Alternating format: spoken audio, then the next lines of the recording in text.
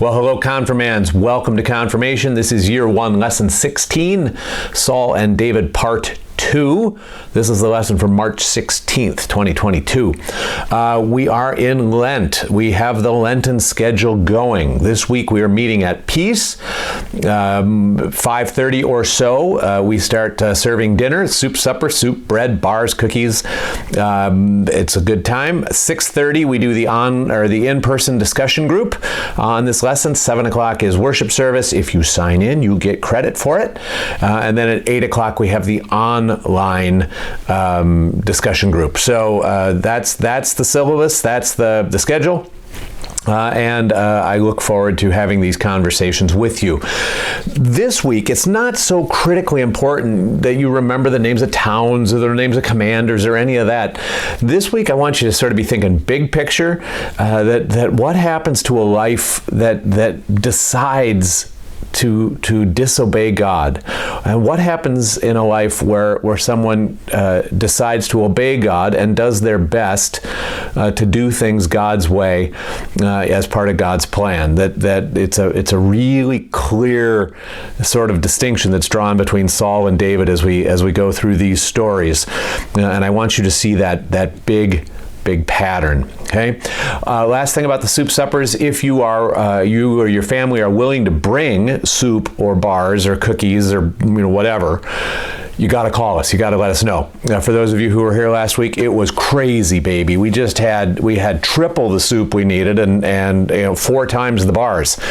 So let us know if you're willing to help. We would be so very grateful. We're going to need help the next 4 weeks. The 16th at Peace, and then the 23rd, 30th, and April 6th at Nelsonville. For some of you who are paying close attention, you may say to yourself, what do you mean the 30th? We're on spring break. Yes, you're on spring break, but it's still Lent, so we're still going to do it for however many kids show up. The adults like soup supper too. So I understand if you're going to grandma's or if you're going to Florida or you're going to Disneyland out in California, totally get that. But for everyone who's around, we are having services. We are having confirmation. So that's that.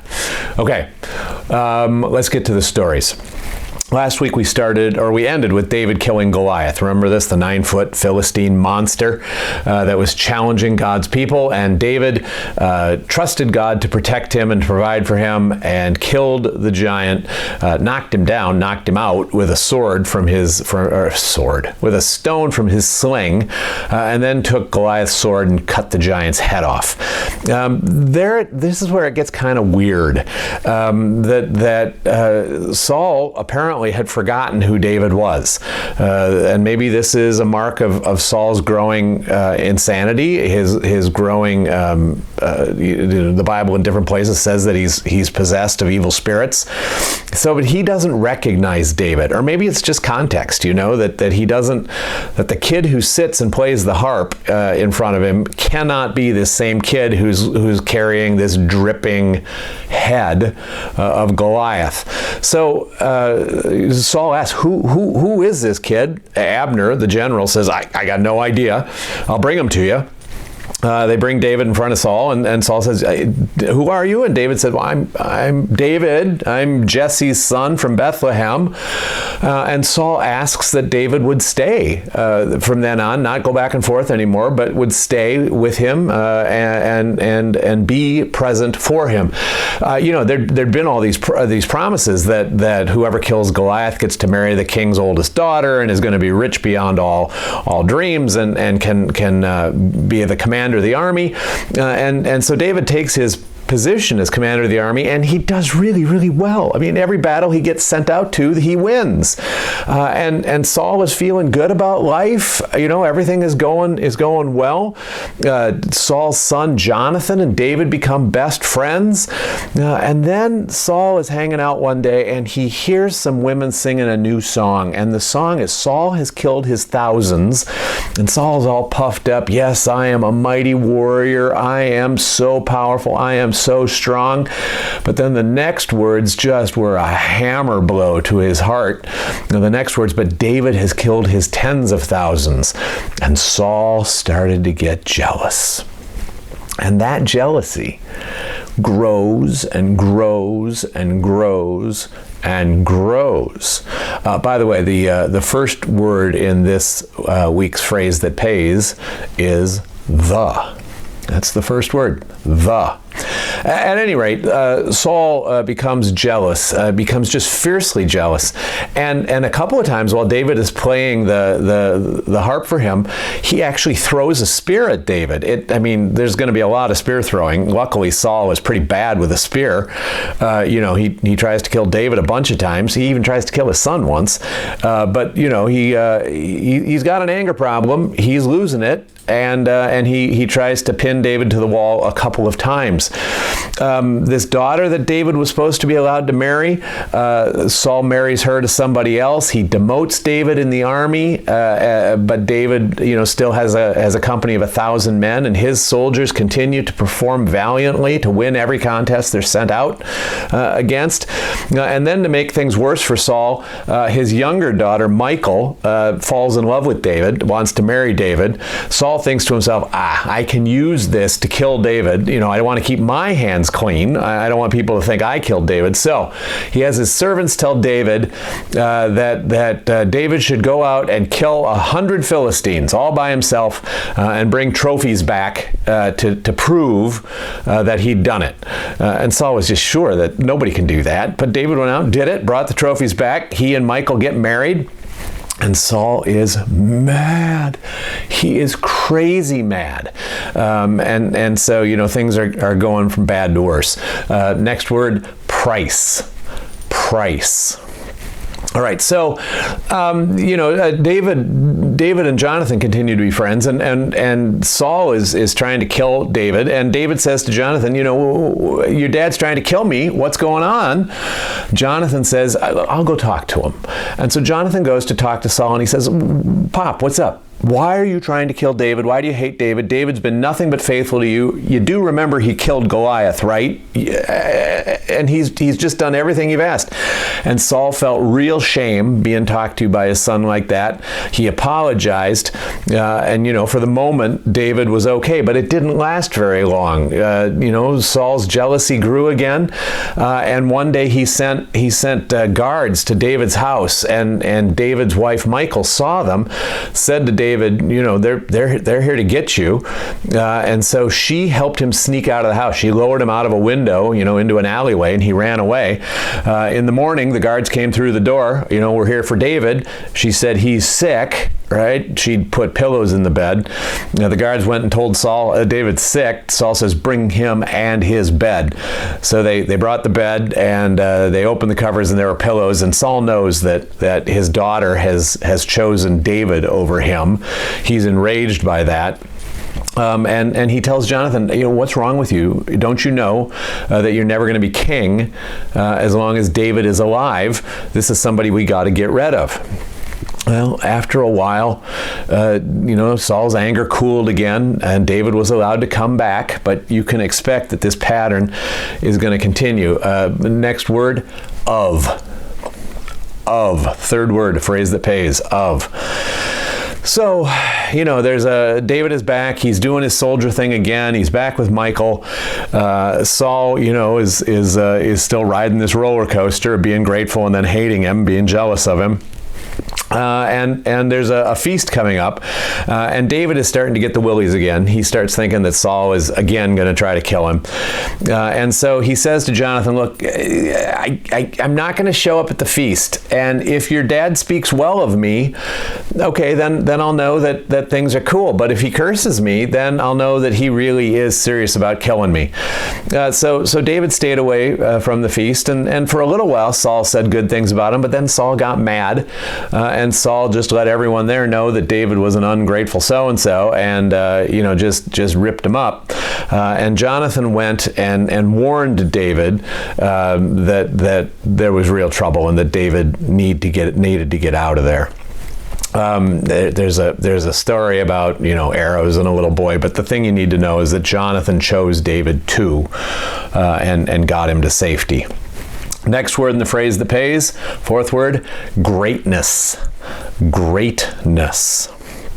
Anyway, David fled for his life, and he went to the tabernacle, and he got there, and Ahimelech was the high priest. Again, if you want to memorize that, that's cool. It's not really the most critical part of the story, but Ahimelech was the high priest, and David asked him for food. Ahimelech fed him. David said, "I don't have a sword." Ahimelech said, "What are you doing?" He goes, "I'm on a secret mission for the king." Well, fine, good, and gave him Goliath's sword, actually, and prayed for him that God would bless him on this mission for the king. Now, David was seen by Saul's head herdsman. I don't know how to pronounce this name. D-O-E-G. Let's say Doug.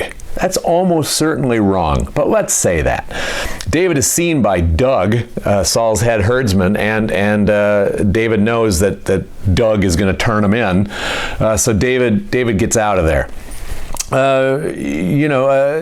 Saul again is going into one of these fixations that we got to kill David, got to kill David, got to kill David. Oh, I should tell you that the next word in the phrase that pays is. The next word in the phrase that pays is. So Saul sits under a tree with a spear in his hand, asking anybody who knows anything about David to come to him so that he can track him down and kill him. Finally, Doug steps forward and goes, "Hey, I saw the high priest, Ahimelech, feeding him, giving him a sword, praying for him." Saul is enraged, and he sends the soldiers to go and get Ahimelech and the other priests and bring him into his presence. And they get there, and Saul just is breathing madness, rage against Ahimelech. Why you'd betray me by helping David? And Ahimelech is like, whoa, it's your son-in-law. He's the commander of a big part of your army. You've let everybody know that we should honor him and help him. He showed up, said he was on a mission, said he was hungry, said he needed to be armed. I prayed for him. That's the deal, King. Saul will not hear it, and he commands his soldiers to kill the high priest, Ahimelech, and all the other priests. And the soldiers are like, I'm not killing priests.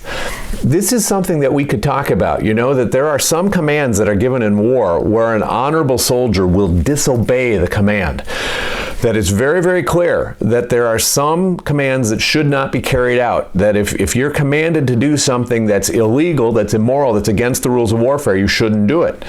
Right? We can talk about that if you care about that. But the soldiers understood that they weren't going to be killing priests. And so Saul says, I want you to all kill the priests. And the soldiers are like, no, ain't going to happen. We're not killing priests. You can do whatever you want to us, but we're not killing priests, King.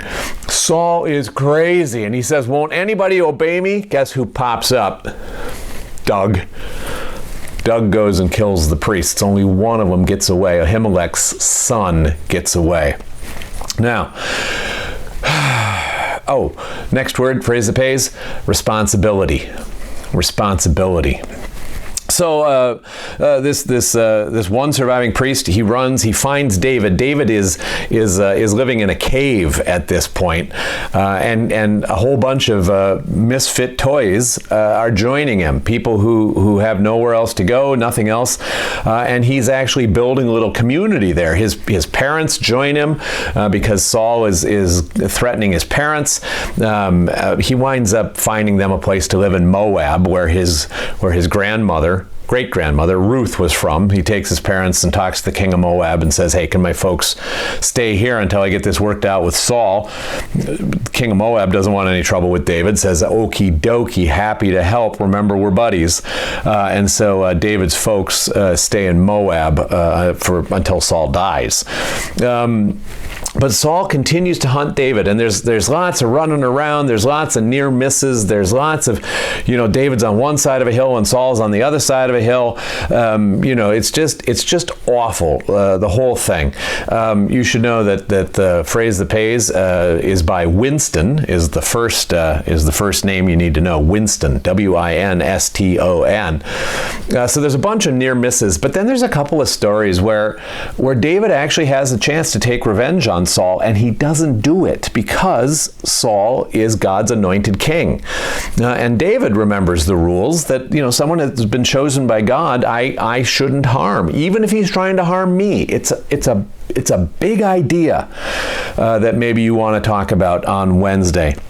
There's one case where David and his army of misfit toys are hiding in a really big cave, and Saul and his army comes rolling up. Saul sees the cave. He's feeling kind of sleepy, and so he goes into the cave, he lays down, and he takes a little nappy.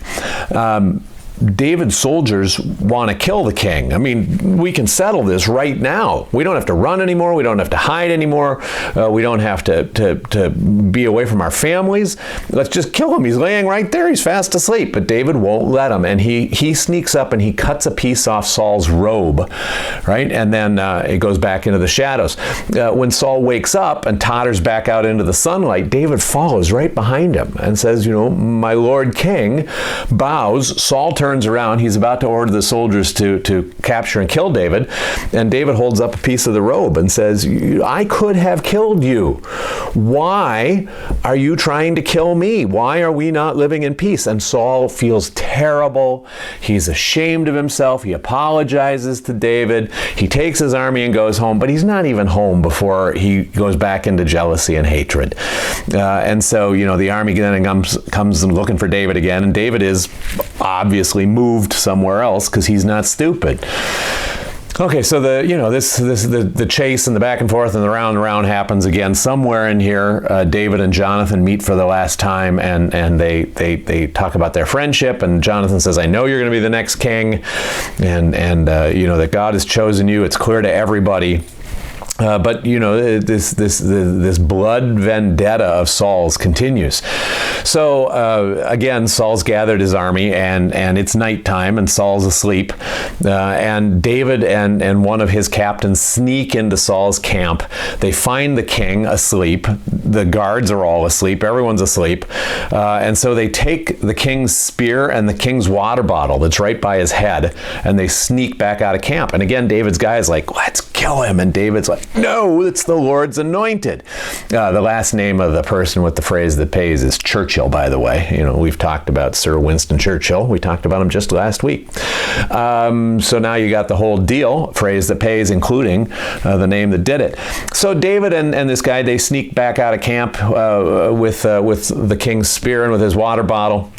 And at the edge of the camp, David starts to yell, "Hey, Abner," who's Saul's commander, "why isn't anybody protecting the king?" And Saul recognizes his voice, says, "Is that you, my son David?" And David says, "I got your spear here. I got your water bottle here. Things could have gone real different tonight." And again, Saul feels so bad. And he goes, "David, forgive me, come back with me." And David's like, "Absolutely not. I am not trusting you. I've ridden this ride. This is a terrible ride." But he has somebody come and get the king's spear and the king's water bottle. And again, they part for a little while. David winds up hiding. He actually makes a deal with the Philistines that they give him a little city, and he and his people live in this little city, and in exchange he doesn't kill any more Philistines for a while. So the Philistines carry on their war against Saul. Saul is this old, bitter, broken man. He's killed the priests. No one will help him. No one will pray for him. No one will tell him where David is or how to get a hold of David. And the Philistines are running amok again in Israel.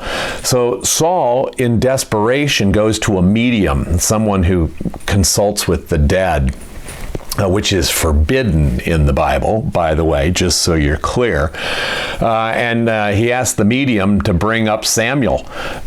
Samuel has died, and Saul says, can you bring my old buddy Samuel to talk to me even though he's dead? And the medium says, well, sure.